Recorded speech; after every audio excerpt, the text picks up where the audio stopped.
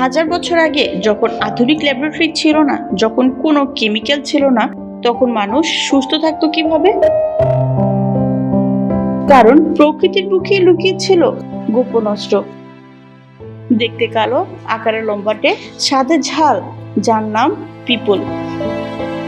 বুকে জমে থাকা জেদি কফ, রাতের পর রাত কাশি, কিংবা শরীরে বাড়তি মেদ যা কিছুতেই কমছে না, তাহলে তার সমাধান আছে আপনার কাছেই।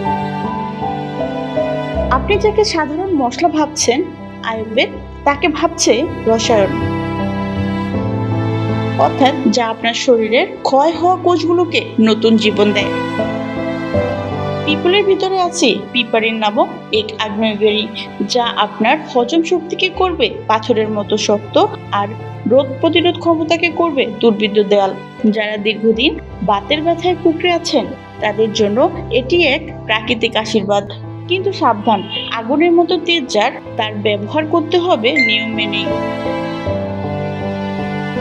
মাত্র 1 চিমটি পিপল চূর্ণ, সাথে একটু মধু, ব্যাস এটিই কাজ করতে পারে আপনার সুস্থতার মহা ওষুধ হিসাবে। অতিরিক্ত নয়, পরিমাণ মতো ব্যবহার করাই হলো সুস্থতার চাবিকাঠি। আধুনিক যুগের ভিড়ে আমরা কি তবে শিকড়কে ভুলে যাব, নাকি ফিরে আসব প্রকৃতির কাছে? চিনে নিব পিপলকে, সুস্থ থাকবো প্রাকৃতিকভাবে। নাসরিন আক্তার রহনা, ডেস্ক রিপোর্ট, বিপ্লবী বার্তা।